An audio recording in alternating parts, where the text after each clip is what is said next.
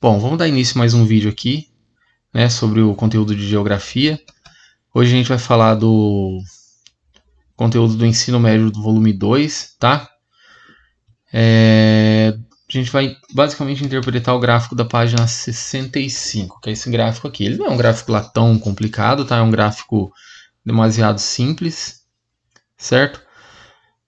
E a gente vai começar da maneira que a gente sempre começa interpretando o gráfico ou mapa, né? Que todo mundo já deve estar enjoado de saber, que é como fazendo a leitura do seu título e relacionando com a sua legenda. Que seria o quê? Distribuição percentual, por isso a gente tem aqui o simbolinho de porcentagem, ok? Distribuição percentual da população residente no Brasil, segundo cor ou raça do ano de 2000 e 2010. Certo? Então aqui partindo para a legenda, a gente tem o quê? O azul claro será o ano 2000, o azul escuro, ano 2010. Básico. Certo?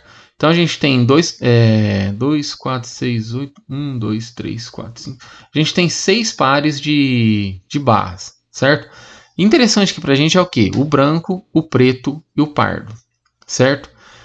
Bom, lembrando que aqui a gente está falando de uma distribuição percentual, ou seja, qualquer número que for aparecer aqui na nossa explicação será um número em porcentagem, certo?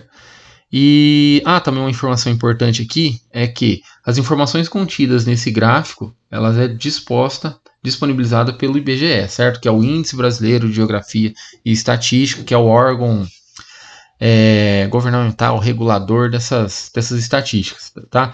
Não só da população brasileira segundo cor, mas também da população brasileira segundo religião, segundo moradia, segundo salário.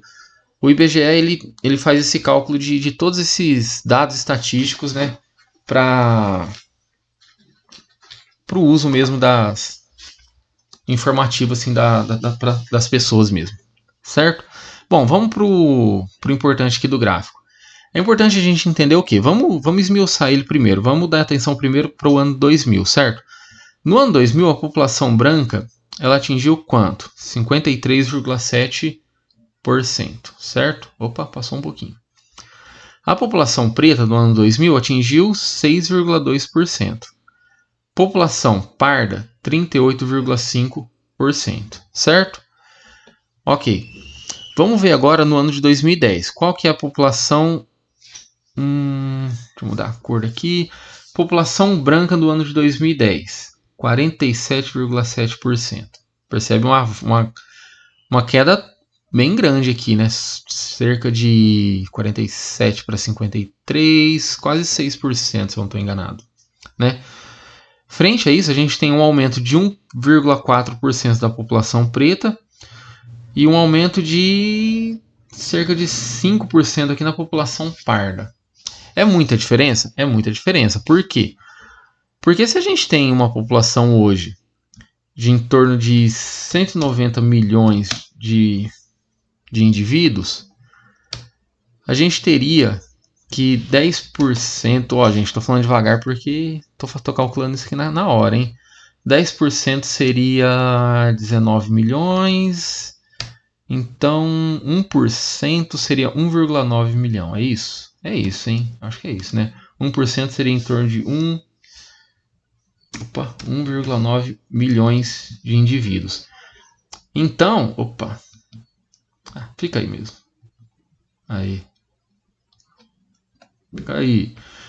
Então a gente tem o quê? 1%, a diferença de 1%, aqui como se aumentou 1,4%, aqui é mais de 2 milhões de pessoas que aumentou, entendeu? De 2000 para 2010, ou seja, no intervalo de 10 anos, a população preta ela subiu mais de 2 milhões de pessoas, né? Para um país de 190 milhões de pessoas, né, lá no ano de 2010, é bastante gente, né? 1% é muita gente frente ao todo, né? Então, se a gente calcula isso, se 1% é quase 2 milhões de pessoas, 6%, que foi praticamente a queda aqui, 6 vezes 2, praticamente 12 milhões de pessoas. Então, é muita gente. Por que do ano 2000 para o ano 2010, a população branca caiu cerca de 12 milhões de pessoas? Entendeu? Existem explicações. Por que que a população parda subiu do ano 2000 para o ano de 2010 cerca de 5%? 38, não, 40, cerca de 5%. É coisa de 5%, quase 20 milhões de pessoas. Se eu não estou calculando de cabeça errado aqui. Entendeu? Então, assim, é muita gente. Certo? Porque isso daqui, ele reflete bem o quê? Ele reflete as políticas públicas, as teorias raciais também que estão entrando em voga ultimamente, entendeu? Que é do quê? De ressignificar a população negra e a cultura da população negra e da população indígena. Isso começou ali por volta do ano de 2008, que foi aprovado primeiro uma das leis ali que define, né, que nas escolas a gente passa a ensinar a origem da cultura negra e da cultura indígena, entendeu? Então, a partir daí também com a aprovação também de algumas leis sobre cotas raciais em concurso público, em universidades públicas, também veio a contribuir para essa diminuição da população branca e aumento da população negra e parda, certo?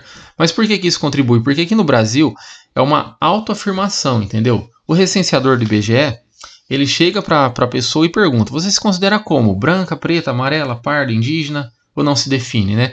E a pessoa se autodefine, entendeu? Então, assim, não é como nos Estados Unidos que existe aquela regra da gota de sangue. O que seria isso? A regra da gota de sangue, simplesmente basta você ter um avô, um bisavô negro para você ser considerado negro também, entendeu? Independentemente da cor da sua pele efetivamente, certo? Aqui no Brasil não, aqui no Brasil é levado em consideração o quê? A autoafirmação da pessoa que está sendo entrevistada, certo? Basicamente, assim, de explicação desse gráfico, é isso que eu tenho para falar, entendeu? É uma coisa bem rápida, bem simples. É só entender mesmo a diminuição da população branca, que consequentemente contribuiu para o aumento da população negra e parda, certo? Mas isso gera algumas dúvidas, porque eu tenho certeza que muitos de vocês já ouviram falar sobre a maior parte em televisão, em rádio, em revista, não sei, sobre um assunto que diz que a maior parte da população no Brasil atualmente é negro. Isso está certo? Isso está errado? Bom, a gente vai ver. Definir como certo ou errado não é o objetivo dessa aula, certo? A gente só vai ver o porquê que existem esse tipo de afirmativa. Vindo aqui pro nosso Word, né? Eu vou começar o exemplificando o porquê dessa mudança com o ensino de história, certo? Tudo a ver, né? Geografia vai para a história e dane-se. Não, mas tem fundamento. Quando a gente vai estudar a criação dos seres humanos sob a ótica da história, a gente tem duas teorias. A teoria da criação, né, que seria o criacionismo, e a teoria da evolução, que seria o evolucionismo. Quando você se pauta a partir de uma, você não leva em consideração a outra. Ou seja, se eu vou me pautar pelo evolucionismo, tudo que o criacionismo vai falar eu vou ignorar. Porém, se eu vou me pautar pelo criacionismo, tudo que o evolucionismo vai falar eu vou ignorar, entendeu? Se eu estudar por essa perspectiva, essa daqui não vai fazer diferença para mim. Se eu estudar por essa perspectiva, a outra não vai fazer. Se eu estudar pelo criacionismo, o evolucionismo não vai fazer diferença para mim. E a recíproca é a mesma, certo? Bom, aqui tem um breve texto aqui do que seria a teoria criacionista e evolucionista, tá? Vou deixar um pouco aqui. Caso tenham interesse, só pausar o vídeo e fazer a leitura, tá? Não vou fazer a leitura porque também não é o objetivo. O objetivo aqui é entender aquela diferença do estudo da maneira de interpretar os dados estatísticos, tá? Aqui a gente tem também duas vertentes. A vertente quantitativa prática, designada pelo IBGE, entendeu? Que é aquilo que eu falei, né? Do IBGE ser o órgão normativo que fundamenta as nossas bases, as bases de dados quantitativa, né? Inclusive tem até o link aqui, quem quiser conhecer mais sobre o IBGE. Eu até recomendo, tá? A leitura aqui do histórico, das principais funções e da missão institucional. É bem interessante isso daqui. Vou deixar o link também na descrição, porque é complicado copiar isso daqui, né? Então o IBGE, a gente tem que ter noção do quê? Que o IBGE, ele é o órgão que vai mensurar as populações por uma ótica quantitativa e prática, ou seja, vai simplesmente definir em números quem é a população brasileira, certo? Existe o outro lado dessa história? Existe, que seria o método qualitativo e crítico. O que seria o método qualitativo e crítico? O método qualitativo crítico, ele pega os dados fornecidos pelo IBGE e estuda em cima desses dados. Ele dá cara, ele dá nome aos números, entendeu? Ele dá cara aos números que o IBGE disponibiliza, né? Aqueles números crus, ou seja, um número seco, ele vai dar cara e vai dar... Fazendo um parênteses aqui com a palavra, né? Ele vai dar qualidade para esse estudo. Aqui eu trouxe dois exemplos aqui para a gente tentar entender isso daqui. Bom, essas teorias críticas, elas surgem a partir do quê? A partir de teorias críticas, de debates e posições acadêmicas e de pesquisa científica. Dentre elas, eu trouxe duas, né, que nem eu falei. Uma da autora Djamila Ribeiro, que tem aqui no seu livro Pequeno Manual Antirracista. Ali na página 31 e 32 tem um trecho que ela vai falar aqui, ó.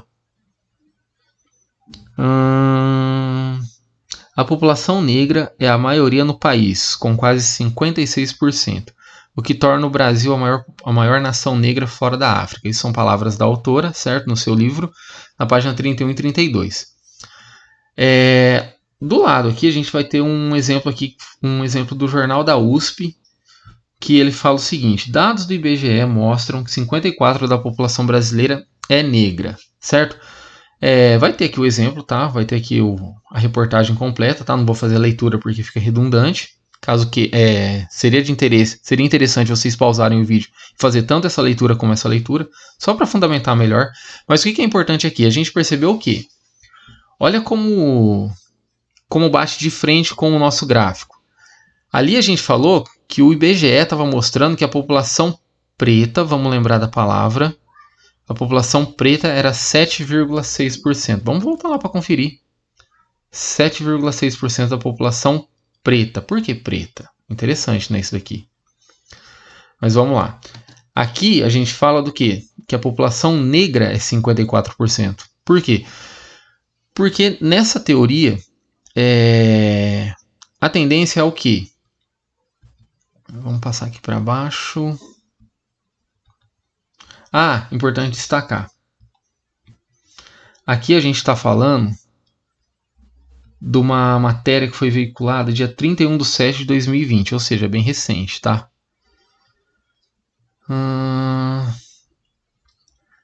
Como a gente vai... O que a gente leva em consideração, então? Os dados do IBGE, segundo a USP, que fala que 54% da população é negra, ou os dados do nosso gráfico, que fala que a população preta é 7,6%. Por que é importante destacar essa diferença da palavra preta para negra? Porque quando a gente fala aqui dos dados da USP, a tendência em agrupar a população negra é o quê? Agrupar tanto a população parda com a população preta. Eles agrupam o 43,1 com o 7,6, que vai resultar na maior parte da população negra. Que sim, realmente vai dar isso, porque se você somar 43,1 mais 7,6, se eu não me engano, vai dar 50,7. É isso? 7,6. É isso. 50,7% da população, certo? Ou seja, 50,7% da população é a maioria. Então, a maior parte da população realmente é negra. Se a gente for definir como toda a população parda também como negra, entendeu? Então, segundo essa explicação, a gente teria sim uma população de maioria negra. Porém, como não há consenso, vamos fazer o nosso consenso, né? Vamos entrar aqui, ó, ibge.gov.br.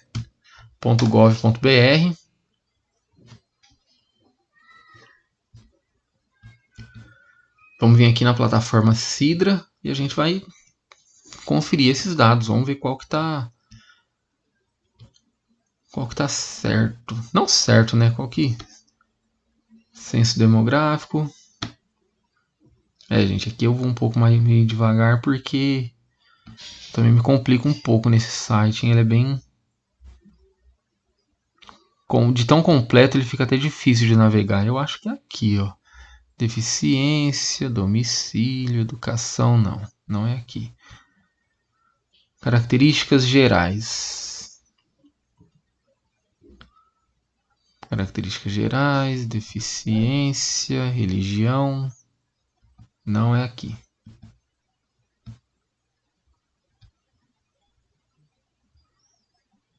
Característica da população e dos domicílios. Vamos ver. Aqui. Cor ou raça. Então, aqui a gente entraria pessoa com 10 anos ou mais, pessoa de 5 anos, pessoa residente por cor ou raça. Tá aqui, ó. Seria essa tabelinha aqui que a gente iria querer. Chegando aqui, né, a gente já está acessando aqui os dados do site do IBGE. A gente vai fazer a nossa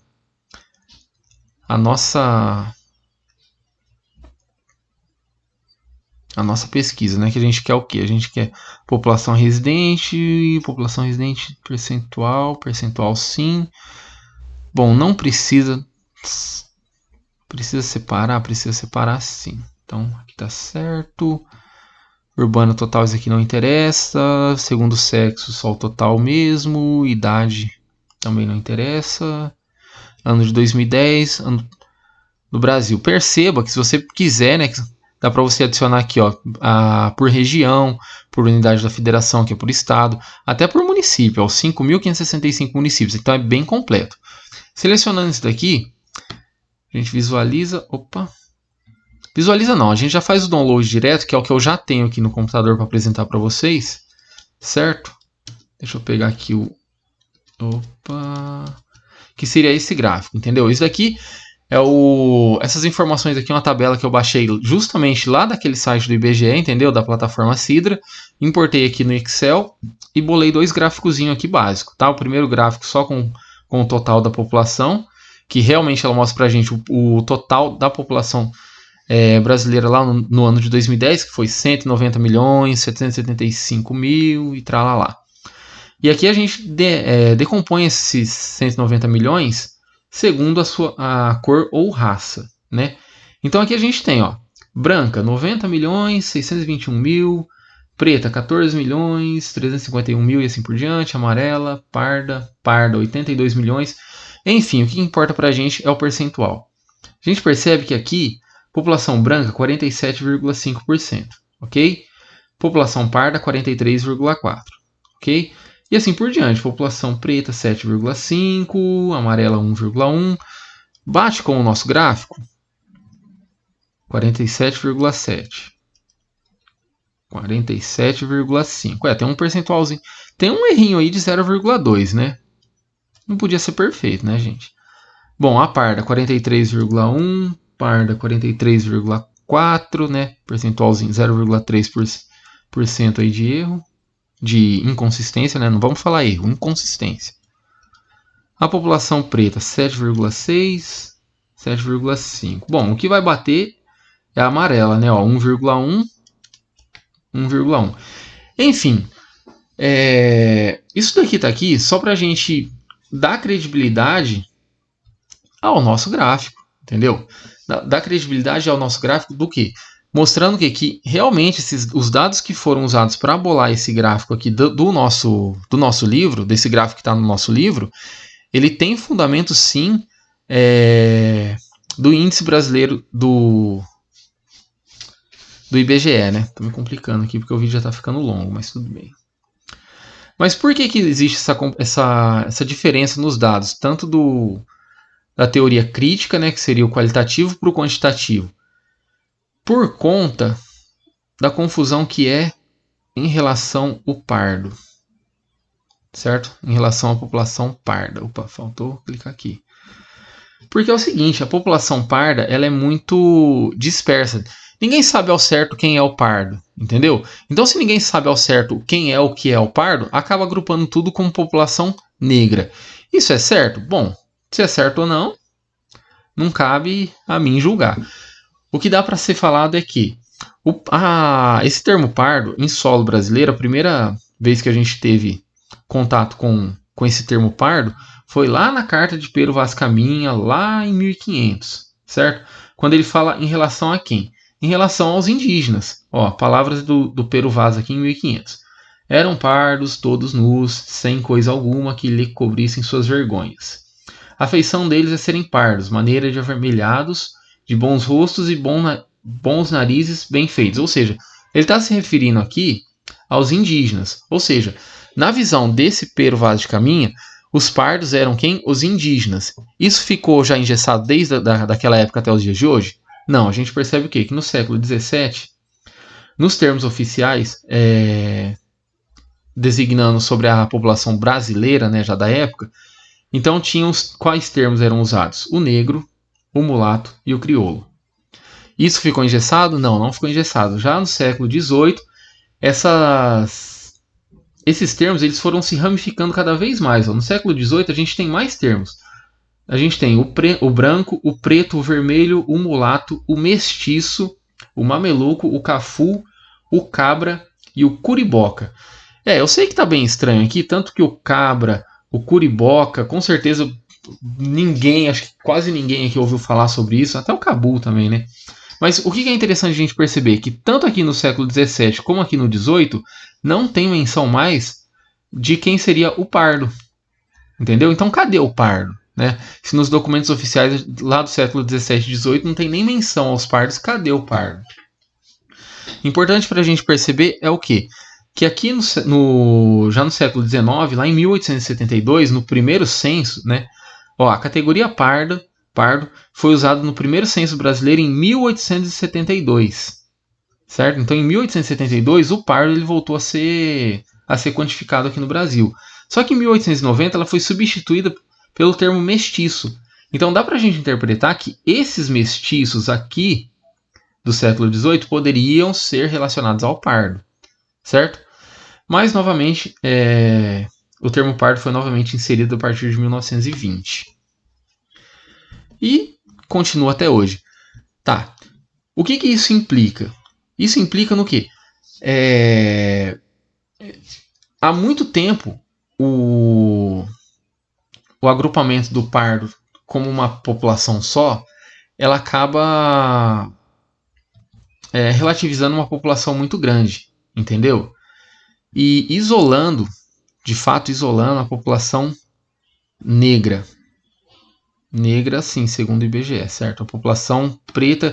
Aqui a população preta, eu acabo designando ele como negros retintos. O que seria o negro retinto? Dentro da teoria do colorismo, essa palavra é usada para se referir aos negros de pele escura, ou seja, o negro que é filho de pai e mãe negra, ou seja, o descendente direto dos negros, entendeu? Então seria o negro de pele mais escura. Colorismo, que nem está falado aqui, é o que? É o termo utilizado para diferenciar tonalidades de pele negra, muito comum em países que sofreram colonização europeia, que é o caso do Brasil, né? E é fácil e atualmente usado como meio de discriminação racial, né? Essa teoria do colorismo. Então, assim, você usar esse colorismo para definir os níveis de negrice da pessoa, não sei se a palavra negrice tá até correta, eu acredito que não, né? Mas, assim, é um modo um pouco estigmatizante, né, de se colocar. Por quê? Porque, assim, segundo essa teoria, né, os negros retintos, eles acabam sendo isolados, assim, não tendo mais tanta visibilidade. Aqui a gente tem um relato acho que é dramaturga, né, Sabrina Fidalgo, lá de setembro de 2020, em que ela fala o quê? As pessoas que são negras retintas têm outra vivência. Muitas falam sobre um processo de se descobrirem negras, o que é quase uma piada para quem é retinto. Nem todo negro é preto. Isso aqui é palavras, tá? Dessa dramaturga. Eu acho que é dramaturgo, né? Eu deveria ter visto isso antes de falar, mas tudo bem. Mas por que isso ocorre? Por conta da forma de se interpretarem os dados, entendeu? Por conta da gente interpretar assim, os dados de uma maneira quantitativa, que é o caso do IBGE, e uma maneira qualitativa, que é segundo os teóricos, os estudiosos da área. No caso que é de Jamila Ribeiro, no caso a pessoa que publicou isso daqui no jornal da USP, que eu acabei não colocando, né, a pessoa. Não coloquei, mas também faz diferença, tá? Não é importante. E isso daqui é o quê? Faz pouco tempo que não existe um consenso em como se qualificar a população segundo a sua raça? Não. desde os anos 90, né, um pesquisador já havia apontado 3 formas de qualificar a cor e raça dos brasileiros. A primeira seria, segundo o IBGE, né, que classifica realmente como pretos, pardos, brancos e amarelos, né, que seria a distinção normal. A forma romântica do mito civilizador, né, dos europeus, que seriam índios, brancos e negros, ou seja, tudo aquilo que derivou assim ou seja, de tudo que deriva a população atual em vista de antigamente, do século XV e XVI, né? E a da vida cotidiana, que seria apenas em brancos e negros, né? Ou em brancos e não brancos, ou em negros e não negros, né? Aí fica a critério de vocês a designação que vocês queiram usar. Quando a gente coloca, quando a gente usa essa denominação da vida cotidiana, né?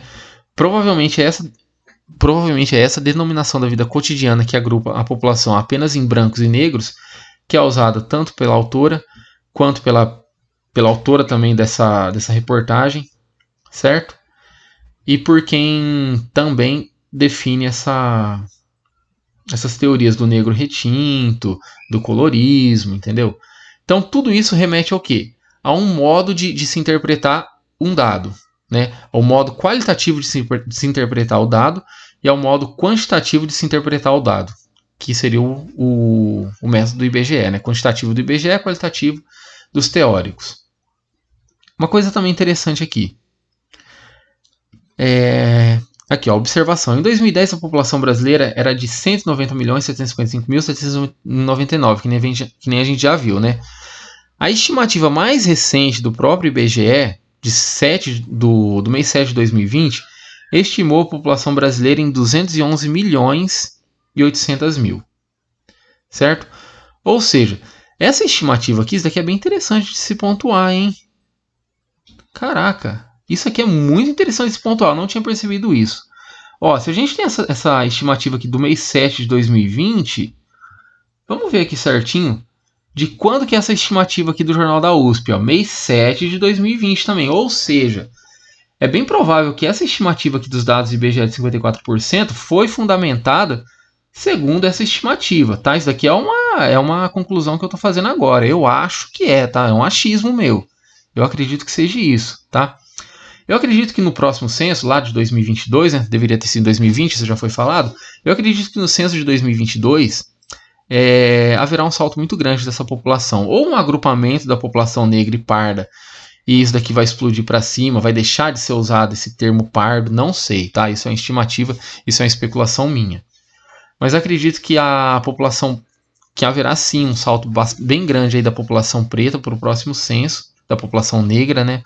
Vamos sempre lembrar, o IBGE usa a palavra preta porque ele é um órgão técnico, tá? Ele é um órgão, que nem está falando aqui, prático e quantitativo. As teorias, acho que eu já falei isso umas 5 vezes nesse vídeo. As teorias qualitativas eles denominam como negro, tá? É importante ressaltar isso. Acabou, gente. Acabou, velho. Acabou, né? Pelo amor de Deus.